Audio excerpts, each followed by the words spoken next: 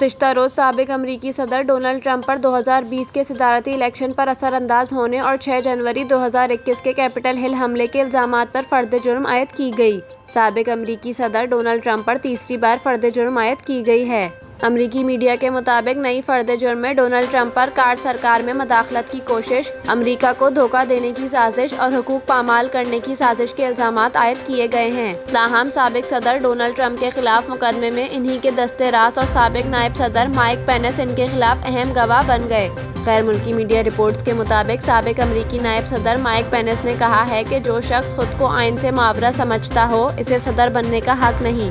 उन्होंने कहा कि इलेक्शन नताइज के रोज़ और इसके बाद ट्रंप ने जो भी कहा वो झूठ है और मुल्की आइन के खिलाफ है। ऐसा शख्स कभी अमेरिका का सदर नहीं बनना चाहिए। माइक पेनेस का कहना था कि ट्रंप के गिर्द जमा अहमक वकील इन्हें मीठी मीठी बातें सुना रहे हैं। इलेक्शन नताइज उलटने की कोशिश पर ट्रंप को नाअहल करार दिया जाना चाहिए। मैंने आइन को फौकियत दी और हमेशा आइन ही को अव्वलियत दूंगा।